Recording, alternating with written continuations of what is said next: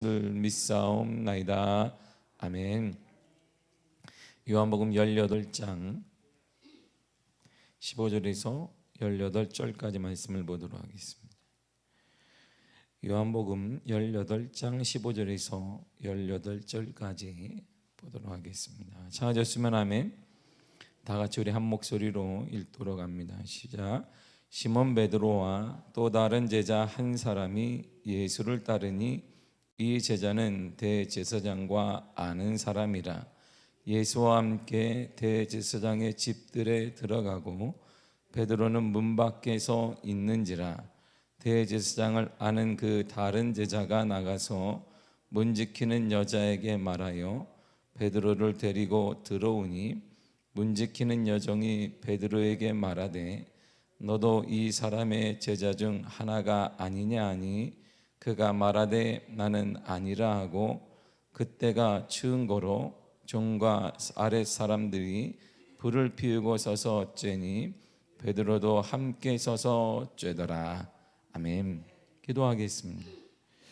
박선민, 조윤희, 자석은 남선, 작정원금, 박옥희 사람들이었습니다. 하나님 감사드립니다. 우리의 기도 제목을 아시는 하나님께 선한 방법으로 응답하여 주시고 하나님의 때에 하나님의 선한 역사가 나타나는 복된 기도의 제목이 되기를 원합니다. 사순절을 맞아 작정기도를 하고 있는 귀한 영혼을 기억하여 주사 모든 이 작정기도 가운데 하나님이 준비된 은혜를 허락하시고 응답을 허락하시며 기도하는 모든 것들마다 하나님의 은혜로 열려지며 돌아오며 회복되는 치유되는 역사가 일어나게 하여 주옵소서. 주님이 모든 걸 아심에 하나님의 방법이 그대로 일어나는 역사를 허락하여 주옵소서. 우리 가운데 함께 하신 하나님을 찬양드립니다. 홀로 영광 받아주시고 말씀이 곧 하나님이심에 하나님 만나는 시간이 되게 하여 주옵소서. 예수님의 이름으로 기도했습니다. 아멘. 사람은 각자의 두 가지 모습, 여러 가지 모습이 있습니다. 교회에서의 저를 담임 목사를 만나는 모습이 있고 가정에서의 모습이 있습니다. 또한 윗사람을 만나는 모습이 다르고 아랫사람을 만나는 모습이 다릅니다. 물론 하나의 모습이었으면 좋겠습니다. 그런데 우리가 살다 보면 자녀에 대한 모습과 부모님에 대한 모습이 달라요. 그리고 돈을 버는 모습과 돈을 주는 모습도 다르게 됩니다. 인간은 여러 가지 환경과 여건에 따라 삶의 모습들이 얼굴들이 많이 바뀌게 됩니다. 오늘 본문에 보면 베드로의 두 가지 모습이 나옵니다. 한 대상을 향한 두 가지의 다른 모습이 오늘 본문에 나와요. 베드로는요 얼마나 우리가 잘 알듯이 주를 사랑한 사람이냐면 마지막 때에 마지막에 주님을 잡아가는 사람들이 유다 병정들이 오거나 로마 병정들이 왔을 때 주님을 보호하겠다는 그 신념을 가지고 칼을 들어 귀를 자르는 사람이에요. 내 주님만은 되지 않는다. 주님에게 손대지 말아라라고 그는 강력하게 주를 사랑하는 마음을 가지고 군대의 칼을 뽑아서 그래서 그 사람의 귀를 자른 사람이에요. 10절을 보게 되면 이에 시몬 베드로가 칼을 가졌는데 그것을 빼어 대제사장의 종을 쳐서 오른편 귀를 베어버리니 그 종의 이름은 말고라 그랬어요. 할렐루야. 이런 사람이에요. 대단히 예수님을 사랑한 사람입니다. 스승에 대한 사랑, 스승에 대한 연민이 있던 사람이에요. 어쩌면 그 사랑의 무모함 등 아무튼 그 나름대로 스승 되신 예수님에 대한 염려와 사랑 등의 감정이 깊게 매인 사람이 우리가 알다시피 베드로입니다. 그래서 그런 행동을 하게 만든 거예요. 우리는 예수님에 대해서 교회에 대해서 세상의 손가락질해도 아무 반응을 하지 않는데 베드로는 좀 남달랐습니다. 자기 스승에 대해서 잡아가려고 하자 칼을 들어서 말구의 귀를 확 쳐버려서 그는 절대 내 스승에 대해서 내가 사랑하는 사람, 연민이 있는 그분에 대해서 건드리지 못하게 막았던 사람이 베드로예요. 그리고 예수님의 잡혀가자 다른 모든 제자들은 동일하게 반응했습니다. 마가복음 14장 50절에 보면 제 아들이 다 예수를 버리고 도망하니라 그랬어요. 제 아들이 예수님이 딱 잡힌 소리를 듣자마자 다 도망가 버렸어요. 예수가 죽일 정도, 예수를 잡아가고 예수를 죽일 정도면 우리도 어떻게 살지 모른다라는 생각 때문에 다 도망가 버렸습니다. 그런데 베드로는 도망가지 않았어요. 오늘 본문에 보세요. 베드로는 도망가지 않았습니다. 스승되신 예수님의 걱정이 되었습니다. 나의 염려가 되었습니다. 그래서 멀리서라도 예수님이 어떻게 되시는지 보고 싶었단 말이에요. 내가 그렇게 사랑한 예수님, 내가 그렇게 모든 사람들이 모든 죄에 도망가고 손가락질하고 사람들이 그랬지만 나에게는 은혜 주셔서 나는 천박한 어부밖에 되지 않는데 나를 통하여서 하나님이 사람 낚는 어부로 만드신 그 예수님이 너무나 그리웠기 때문에 그는 모든 제자가 버리고 도망갔으나 그는 멀찍이 서서 예수님의 최후를 바라보고 있었어요. 그런데 잡혀온 예수님을 대하는 태도가 너무나 다른 거예요. 다른 제자들은 도망갔는데 도망가지 않았어요. 그리고 예수님을 잡아가려 하는 군인이 오자 그 칼을 빼어서 귀를 잘라버렸습니다. 안 된다는 거예요. 내 주님에 대해서는, 예수님에 대해서는 절대 손 하나 건드리지 못한다는 것인데 잡혀온 예수님을 대하는 태도가 너무나 달라요. 오늘 본문의 17절에 이렇게 말해요. 문지키는 여종이 베드로에게 말하되 너도 이 사람의 제자 중 하나가 아니냐 하니 그가 말하되 나는 아니라고 그랬어요. 꼬마아이가 물어봤단 말이야. 꼬마 여종이 내가 거리에서 당신을 본 것 같은데요, 예수님을 따라다닌 제자 아니에요? 그러니까 난 아니다, 네가 잘못 보았다, 난 저 사람과는 무관한 사람이다라고. 그는 주님이 저쪽에 있는데 거기서 주님이 면전에서 그가 얘기를 해버렸습니다. 예수님을 부정해요. 자신은 예수님의 제자가 아니라고 말합니다. 예수님과 자신은 전혀 관계가 없는 사람이라는 거예요.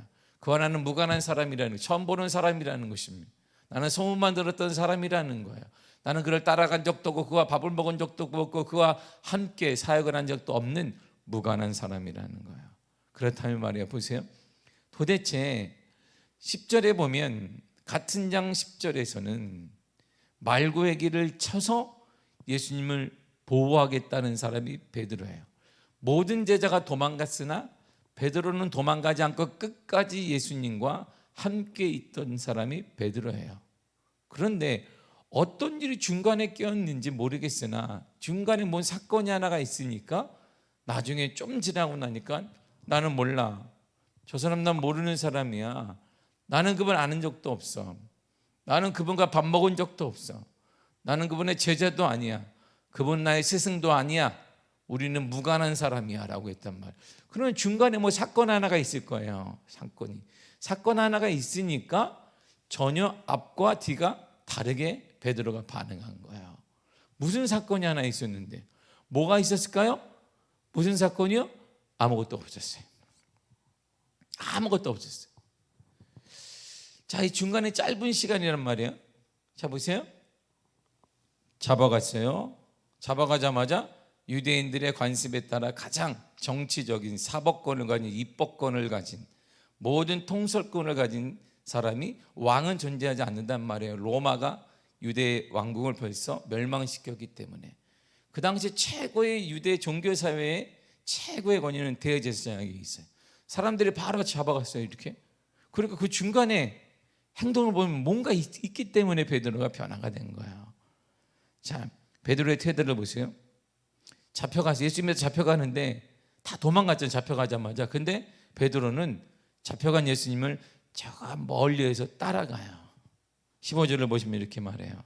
시몬 베드로와 또 다른 제자 한 사람이 예수를 따르니. 아멘, 할렐루야. 시몬 베드로와 또 다른 제자, 여기서 말하는 12제자가 아니에요. 많은 제자를 말하는 그 중에 한 사람입니다. 그러니까 시몬 베드로가 예수를 따라가요. 이렇게 멀리, 그러나 가까이서 아니라 멀리서 따라갑니다. 두 번째 행동이 뭐냐면 예수님을 신문하는 대제사장의 집들에 딱 사람들은 모든 권한이 대제사장에 있으니까 잡아갔단 말이에요. 바로 그 집들에서 멀리 떨어져 있어요. 이렇게 그 16절에 이렇게 말합니다. 베드로는 문 밖에 서 있는지라. 대제사장의 집들 문 밖에 있어요. 안에 들어가지도 못하고 멀리 떨어져 있습니다. 그런데요, 그리고 나서 예수님에 대해서 모른다라고 한 다음에 불 쬐고 이렇게 앉아 있어요. 그런데 이 사건 중간에는 아무것도 없어요. 근데 난데없이 한 사람이 등장한단 말이에요. 반복되는 한 사람이 있어요. 15절 다시 보세요. 시몬 베드로와 또 다른 제자 한 사람이 예수를 따르니 이 제자는 대제사장과 아는 사람이라. 할렐루야. 자, 시몬 베드로 있고 제자가 아는 제자가 있어요. 12사도는 아니에요. 이 사람이 누구를 아냐면 대제사장을 알고 있어요. 이렇게. 대제사장이 누군데요? 예수를 잡아오라고 한 사람이에요. 예수를 죽이라고 심판한 사람이에요.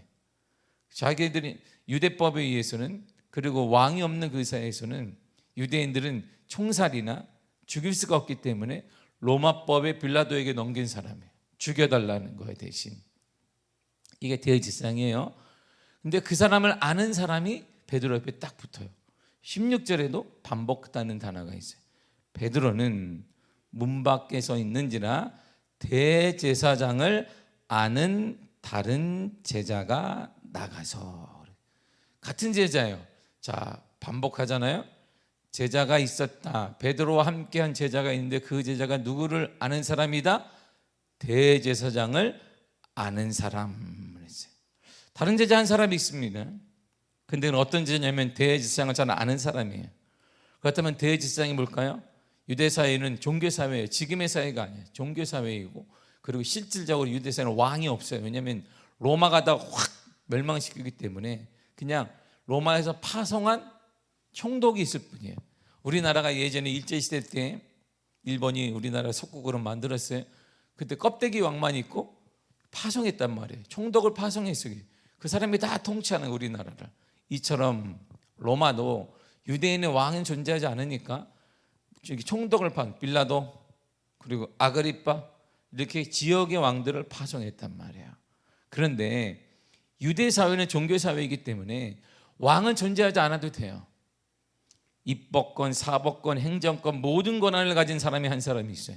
왕보다 그 위에 있는 사람이 바로 종교 사회이기 때문에 대제사장이에요. 그가 가장 힘이 센 사람입니다. 그 가장 힘이 센 사람을 아는 사람이 베드로 옆에 있는 거예요. 결국 베드로가 이 사람 때문에 두려워하는 거예요. 뭐요? 베드로가 변한 것은 두려움 때문입니다. 무엇에 대한 두려움? 세상 힘에 대한 두려움이 힘. 대제사장이 한마디 하니까 예수님도 잡혀갔네.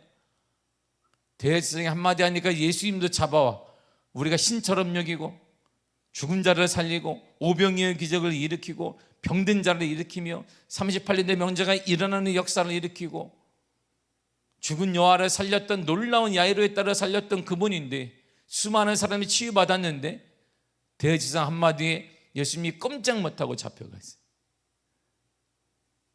지금 베드로가 두려움에 빠진 것은 세상 힘 때문이에요. 아, 별게 눈에 보이는 힘이 최고였구나. 세상 힘, 세상 권력에 대한 두려움이에요. 그래서 그 권력으로 예수님께까지 법정에 세우고 잡아간 그 대제사장이 자신을 법정에 세우고 심판하는 것은 대단히 쉬운 것으로 여긴 거예요. 예수님도 이렇게 잡아가고 법정에 세우는데 나 하나쯤은, 그래서 그가 두려움에 빠진 거예요. 이것이 너무나 두려웠습니다. 결국 베드로는 세상에 대한 두려움으로 예수님을 부인하게 된 거예요. 예수님 때문에 세상에서 손해를 보는 것이 두렵습니다. 예수님 때문에 세상에서 물질에 손해보는 게 두렵습니다.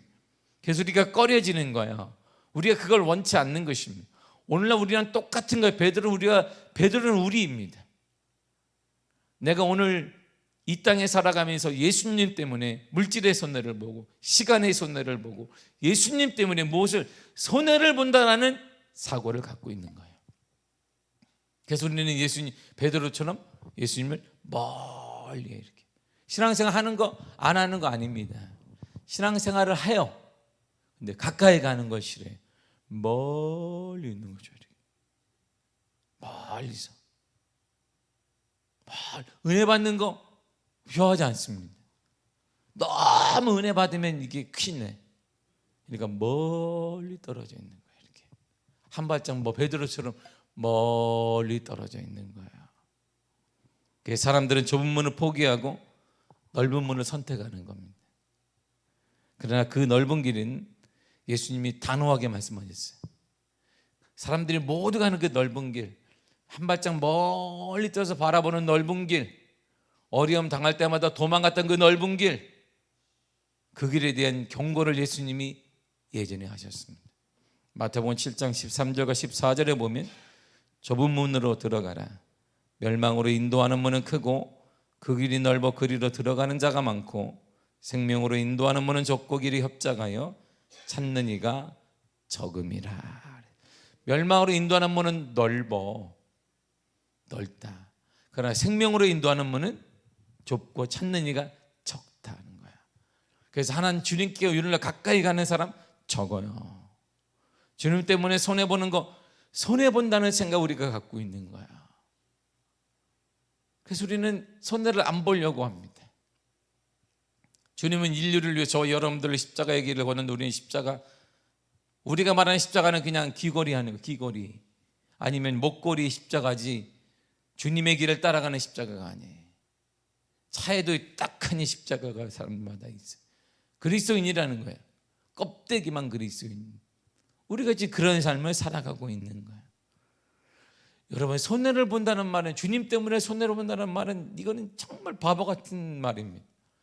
우리가 주님 때문에 손해를 봤으면 좋겠는데 손해를 보는 게 없습니다. 핍박을 받는 것도 없습니다. 하나님의 위로와 하나님의 상만 있을 뿐입니다. 우리는 거기서 꺼리는 거예요. 그래서 주님이 참 복에 대해서, 복은 이렇게 받는 거야 제자들아, 제자들을 모으자마자 주님이 한 말이에요. 영적인 걸음을 시작하는 자들에게 한 말이 그겁니다. 여러분, 마태복음 5장은 팔복에 대한 얘기인데, 그 말은, 이 팔복은 예수님의 제자들과 한참 후에 한 말이 아닙니다.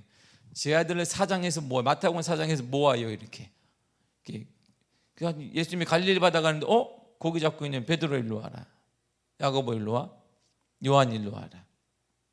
다 모은 다음에 너희는 사람 낳는 어부가 되라 해서 예 따라와요. 그리고 12제자를 모읍니다. 모으자마자 팔복에 대한 얘기를 하는 거야. 복이 뭔지 아니, 이 팔복은 신앙생이 깊거나 아니면 신앙생활 오래 한 사람에게 한 말이 아니에요. 예수를 믿기 시작한 자들에게 처음 한 말이에요. 그래서 팔복은 이렇게 끝이 납니다. 마태복음 5장 11절과 12절에 이렇게 말해요. 나로 말미암아 너희를 욕하고 박해하고 거짓으로 너희를 거스르는 모든 악한 말을 할 때에는 너희에게 복이 있나니 기뻐하고 즐거워하라. 하늘에서 너희의 상이 큼이라. 너희 전에 있던 선지자들도 이같이 박해하였느니라. 아멘. 주님 때문에 우리를 욕하고 핍박하고 우리를 거짓말로 어려움에 빠뜨리는 그러한 일이 있거든 기뻐하라는 거야. 근데 우리는 지금 그러한 일이 없어요. 왜? 신앙생활을 얄팍하게 하기 때문에, 신앙생활을 머리 굴리며 하기 때문이에요.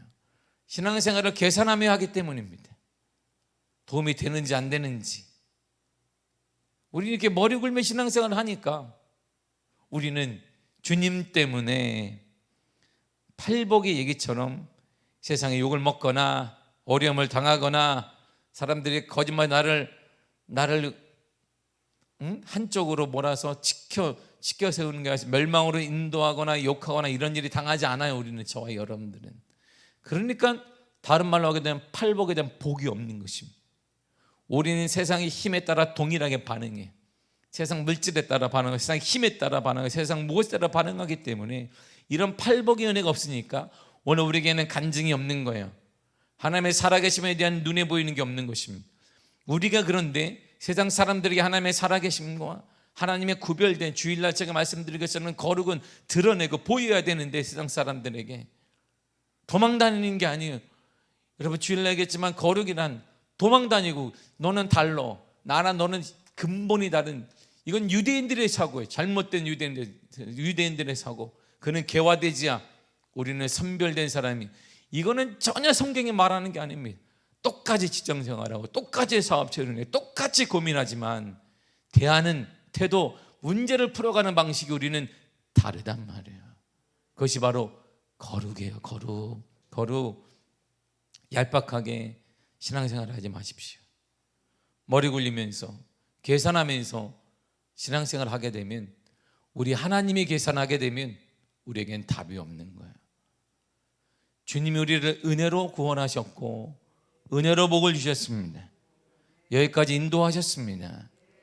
근데 우리가 그 은혜의 주님께 내 계산대를 두드리기 시작하면, 주님이 계산대를 나에게 두드리면 우리 인생엔 답이 없는 거야. 근데 그 어리석은 일을 우리가 지금 하고 있는 거야. 주님 일할 때는 우리는 얼마나 계산대를 두드리는지 몰라.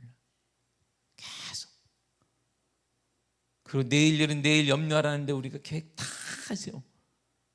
그러니까 하나님의 선한 역사와 인도가 없는 것입니다. 내가 계획 다 세우는데 주님이 뭘 돕겠어요?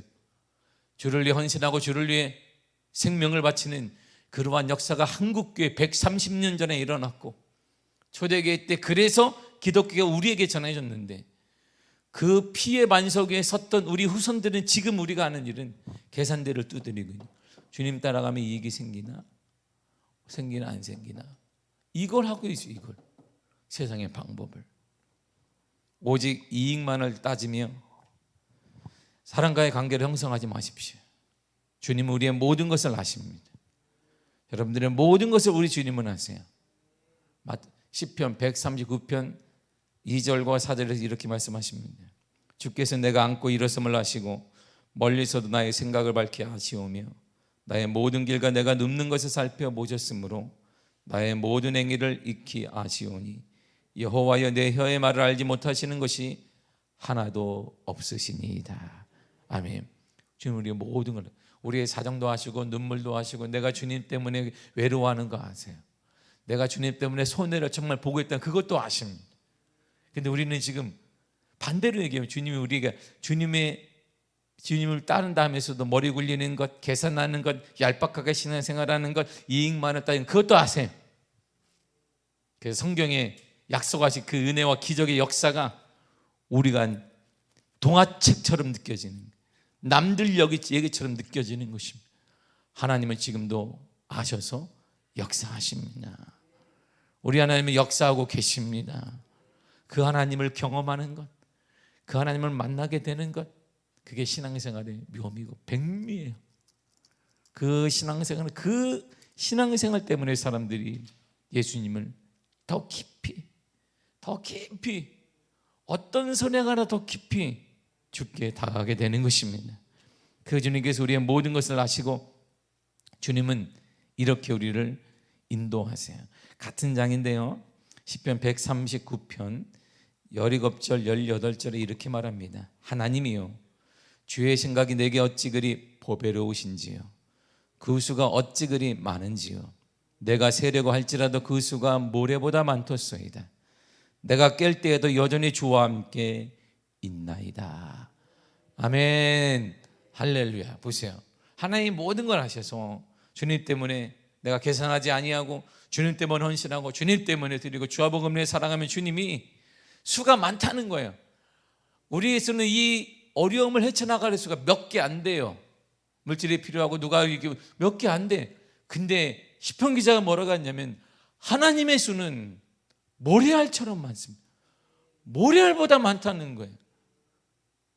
그 하나님을 경험한 거예요. 시편 기자가 이 문제를 해결하는 하나님의 수가 얼마나 많은지, 하나님 모래알보다 당신의 수가 많습니다.